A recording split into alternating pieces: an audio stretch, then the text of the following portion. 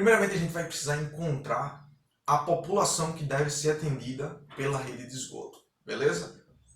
Para isso, a gente vai usar aquelas informações que eu pedi para vocês puxarem lá do quadro. Eu vou abrir aqui a calculadora. Vamos lá. São 22 prédios. Se vocês quiserem, pode ir lá e contar. Sendo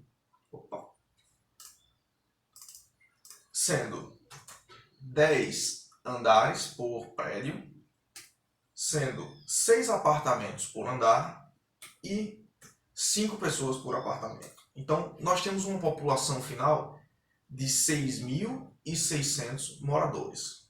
Então, a gente vem aqui e preenche a população final. Rumo à população inicial. Não precisa mexer nisso no caso de loteamentos e condomínios, uma vez que não tem ninguém morando lá.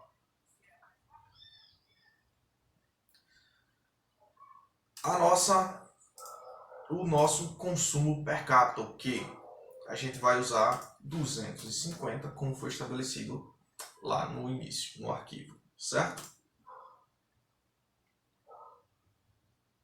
Bom, por enquanto, essas são as primeiras coisas que a gente vai mexer na nossa entrada de dados. Agora nós vamos para a planilha de cálculo, porque tem coisas que a gente precisa alterar aqui antes de a gente começar o dimensionamento propriamente dito, beleza? A primeira coisa, se a gente rolar lá para o final, vocês vão ver que a gente não tem uma vazão de escoamento definida e nós não temos, a gente tem sempre uma lâmina de 100% porque o software ele não consegue fazer o dimensionamento. Não importa que a gente está trabalhando com tubos de 150, não importa que eu posso colocar um tubo de 300 milímetros e a minha lâmina ela continuará sendo de 100%, porque faltam informações para que a planilha faça o cálculo, beleza? Vou desfazer aqui a troca pelo 300. Se a gente deixar o mouse em cima, ele vai explicar para a gente aqui mais ou menos o porquê que ele não consegue calcular, certo? Ele está mostrando aqui para a gente que a vazão de escoamento e a velocidade de escoamento não consegue ser calculada. Então, vamos deixar o mouse aqui em cima. Vamos ver se ele vai falar. Aqui. Então, a gente já encontrou aqui o problema. Nós não temos aqui, ele está falando que a inclinação está ok, a vazão de escoamento não consegue calcular e que o número de Manning está com 0. Se você não sabe o que é o número de Manning, vou explicar agora rapidamente. Todo tubo ele tem paredes, por mais liso que ele seja, as paredes possuem micro-ranhuras que dificultam a passagem de um fluido. E isso deve ser levado em consideração no cálculo. Esse coeficiente de rugosidade, também chamado de número de Manning, ele vai me dizer quão fácil é de um fluido escorrer por aquele tubo. Quanto mais lisa a parede do tubo, mais fácil o meu fluido vai escorrer e melhor vai ser a minha vazão e mais baixa vai ser a minha lâmina. Beleza? Então, a gente precisa dar essa entrada de dados na planilha para que ele faça o cálculo. Então, vamos lá, vamos procurar aqui onde a gente encontra o número de Manning e vamos colocar corretamente. Aqui. Percebam que ele está em vermelhinho aqui. Esse número ele não pode ser 0, só um adendo rápido. Então, nós vamos colocar, como a gente está trabalhando com PVC, ele vai ser 0.010. Ok? Se vocês estiverem trabalhando, quando vocês estiverem trabalhando em projetos, geralmente você trabalha com alguns catálogos, você recebe alguns catálogos em feiras ou por representantes. Geralmente aqui, para tubos de PVC, a gente trabalha com 0.010. Concreto, por exemplo, a gente trabalha com 0.013. Ele é mais rugoso e dificulta mais a passagem do fluido. Beleza? A gente vai digitar clica com o botão direito e vai colocar para definir todos como este.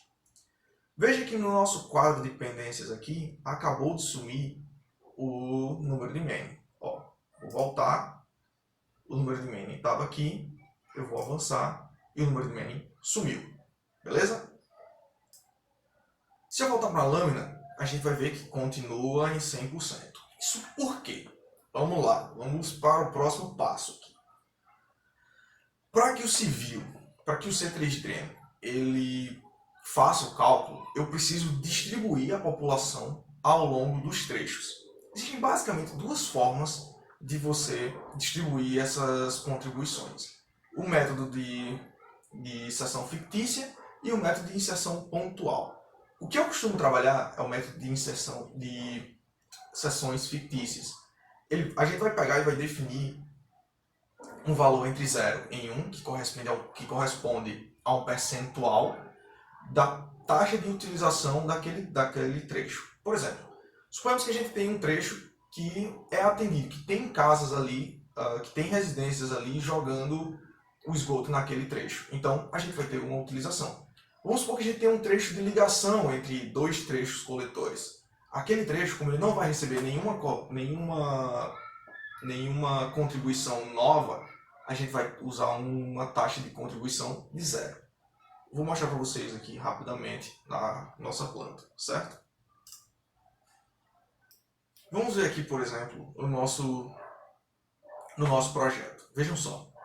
A gente tem aqui, por exemplo, o trecho C11, beleza? Percebam que o trecho C11, ele é atendido, ele tem contribuição de vários apartamentos aqui, de várias unidades habitacionais. Então, a gente pode usar um coeficiente de 1, porque ele é atendido. Já o nosso coletor C12, ele não tem aqui nenhuma contribuição de unidade habitacional. Portanto, nós não temos como colocar um coeficiente de utilização diferente de 0. Beleza? Voltando aqui, galera. Os coeficientes de utilização de vocês devem estar mais ou menos como esse aqui. Dá um pause no vídeo, compara com o de vocês e tentem entender a lógica por trás disso. Vai facilitar muito a vida de vocês lá na frente, beleza?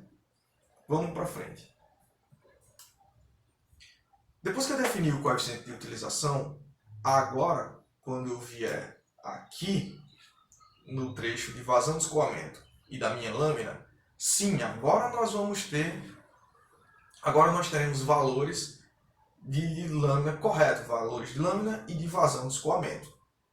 Percebam que em dois pontos aqui nós tivemos o estrangulamento da nossa rede. Então, com isso a gente vai precisar mudar os diâmetros desses trechos.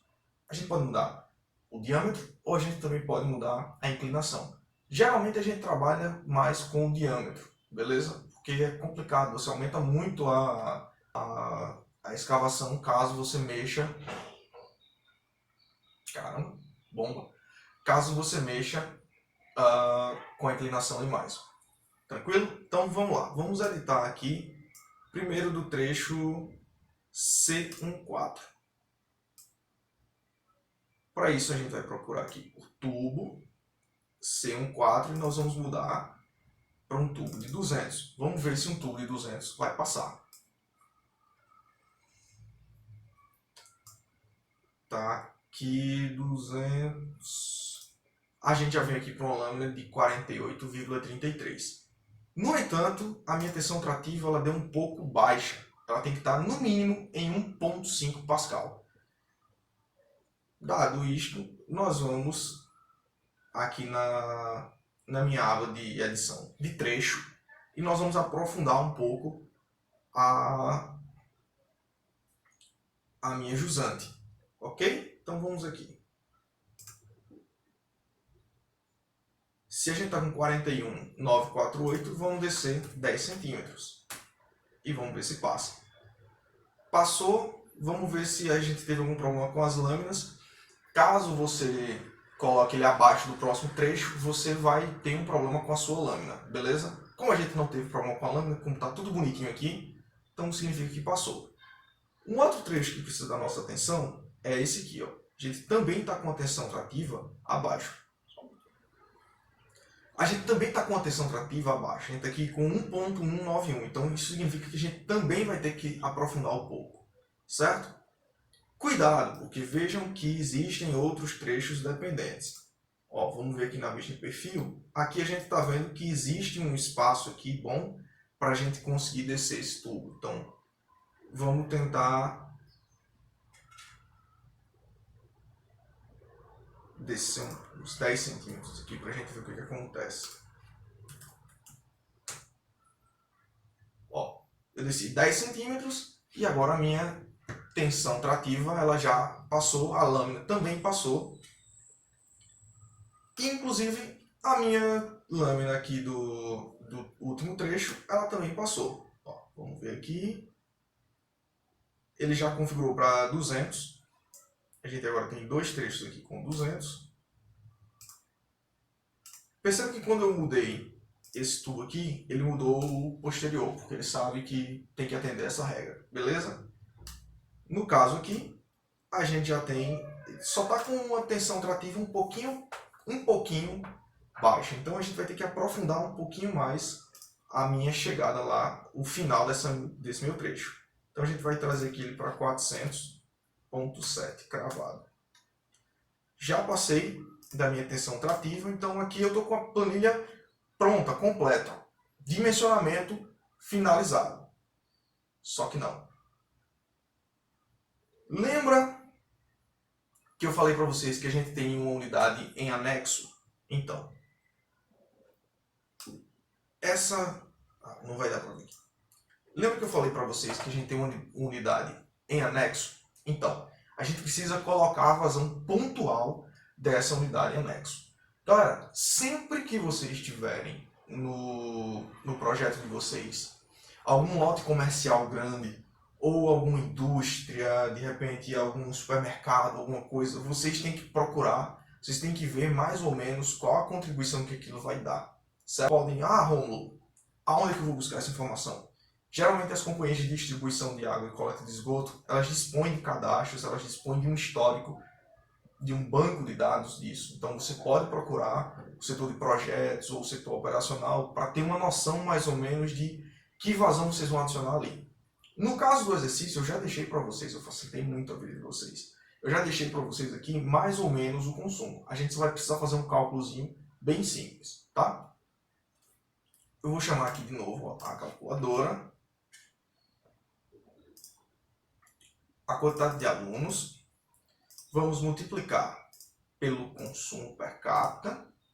Vamos multiplicar pela taxa de utilização, de retorno. E vamos dividir pela quantidade de segundos que a gente tem em um dia. Com isso a gente vai encontrar o consumo a vazão de contribuição desse empreendimento no nosso condomínio. Aí tem gente que vai perguntar, Romulo, por que não usou o K1, K2 para encontrar?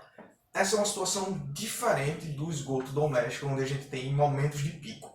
Quando se trata de uma universidade, de uma fábrica, de um supermercado, por exemplo, a gente não tem como definir um padrão exato para aquilo. Podem existir diferentes demandas ao longo do dia. Então, a gente geralmente joga um valor bruto, certo? Tranquilo? Então, vamos lá. A gente encontrou aqui, no caso, 10,83 litros por segundo. Vamos fechar a calculadora e a gente vai agora adicionar essa vazão contribuinte no nosso trecho. Qual trecho? O trecho de saída do condomínio. Se a gente olhar aqui na planta rapidamente, tudo isso aqui é a área interna do condomínio. E esse último trecho, o trecho C15, que vai para C16, ele é o trecho que está saindo do nosso condomínio. Então é nele que a gente vai jogar a vazão de contribuição no caso aqui daquela faculdade que a gente está vendo que tem vizinho ao projeto. Por que não joga em outro trecho? Simplesmente porque quanto mais para fora a gente jogar, menos tubos a gente vai ter que mexer. Se essa vazão contribuinte ela estourar o tubo de 200, a gente vai ter que usar um tubo de 250 ou 300, beleza? Se no caso a gente fizer isso num trecho antes, a gente teria, por exemplo, o C42, C43, C44 e o C15 como trechos que teriam esse diâmetro aumentado. Então, sempre que você tiver esse tipo de situação, tenta jogar o mais para frente possível, beleza? Então, nós vamos procurar aqui pela opção aqui de contribuição final, que é o CFIN.